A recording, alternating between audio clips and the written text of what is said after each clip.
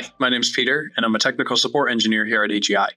Today, I'm going to talk about some of the new visualization capabilities as well as data products that we have coming in RF Channel Modeler version 2025 R1, which is alongside STK version 12.10. So to show these new capabilities, I've got a scenario set up here where we've got this aircraft on the ground, and up in the air, we've got a radar system, which is collecting monostatic data to perform ISAR imagery of that aircraft model. And we can show another point of view here, where if I animate this, we can see that the radar is spinning in a circle around the aircraft so that we can get imagery data from a bunch of different points of view. So I'll reset that animation and go back to the view of the aircraft. So this is where I'll now show some of the new stuff that we have.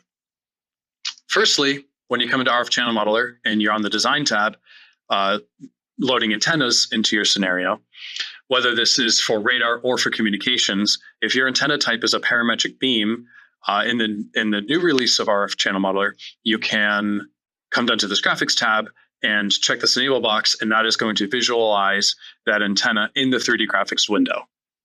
The second thing we've added in the Analysis tab is in ISAR radar use cases, you can now bring in 3D tile sets under this Facet tileset tab so that you can account for, let's say, clutter, for example.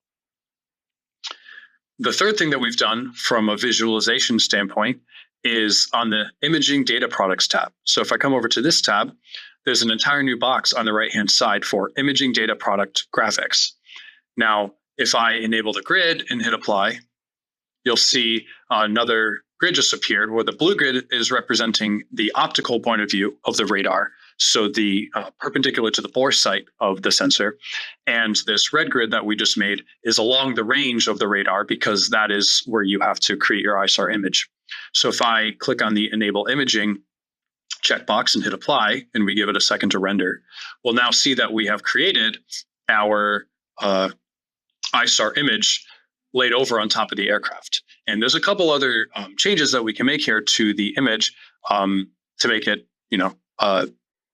better to look at, by first checking the PRF stretching box, which is going to apply a horizontal scale factor on the image based on the pulse repetition frequency, and translucent response cutoff. So what that means is it's going to take the lower bound that I choose, which in this case I think was negative 200 dB.